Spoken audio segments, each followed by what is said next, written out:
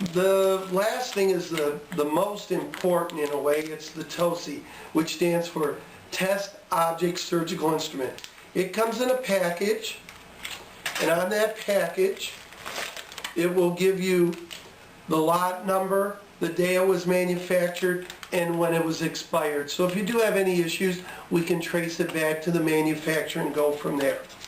TOSI, Test Object Surgical Instrument. Why is that? Well, it's a clear plastic so you can see the test while it's running and when it's done. But what's most important is it is stainless steel, exactly what the majority of your instruments are, such as this hemostat. It has a gap that represents the gaps that you find in box locks and other surgical instruments, just like you see here. That gap corresponds to what you see on the different surgical instruments. There are also micro little etchings on it, just like you have with your surgical instrument. It's made up with a test soil that replicates surgical blood, replicates the blood you find on surgical instruments, that human blood. It's made up with albumin, fibrin, and hemoglobin. You will see a slide that it shows the cleaning kinetics of human blood to our test soil, and this represents exactly what you're trying to clean. No other test soil right now that you are using can give you that data. This is what you're trying to clean. Blood on stainless steel. So if there's blood left on stainless steel, that means something. Your washer should be able to clean off blood off of stainless steel. This is dried blood on stainless steel. It correlates to what you're actually doing. The TOSI has these little feet that you can attach either to our wire rack or to certain specific surgical baskets. I'm going to show you two here. If you notice, there's two different patterns.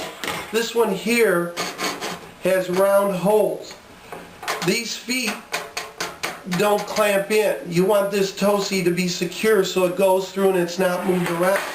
So that's why you would use something like this wire rack. You would just put it here, place it in here, and then place it on the appropriate spot in the washer. If you have a surgical tray that has this type of pattern, you're able to attach it securely and then put it into the washer, so you're all set. So again, depending on your type of basket, you'll either need a wire rack provided by us, or if you have a basket like this, you can put it in here and then put that inside the washer. And again, you will start it at the very beginning cycle, and what we recommend, if there is a 3-level rack, you'll put one on each level.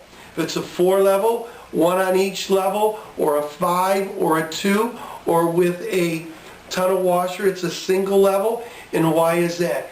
Each level is different. Those spinner arms could be different. The pressure coming through could be different.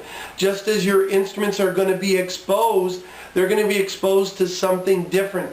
The cascade as the water comes down is different. Again, that is why you're testing. You're testing to make sure all those factors we have talked about, the water quality, the temperature, the chemical activity, the mechanical action of the spraying arms, the items to be cleaned. You are using a real surrogate device to test the washer, something that represents a soiled box lock, just like on this hemostat. And you're loading it and putting it in, and you're verifying, and as the standard states, you test minimum weekly, preferably daily. And so that's what's important. The other, what we have is to help you diagnose if there's any issues with your washer. What you want is optimum, totally clean, nothing left. If there's something left, like a little protein that is left, we're going to give you hints and suggestions what could be wrong. It could be your concentration of your detergent, or the spinner arms are blocked, or so on.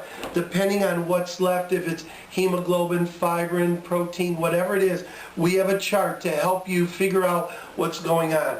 So again, what we've gone through is we have a test kit that's set up to help monitor the various parameters of cleaning, because when they don't work right or they get out of whack, it's not going to get as clean as you expect or you want. So if that temperature is too high or it's too low, or if your washer isn't getting the detergent.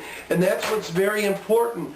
Because this is a test soil, blood-based, if you don't get the right enzymatic activity or the right alkaline activity, you will not get this clean. No other test product can claim that is blood-based, because this simulates what you're doing.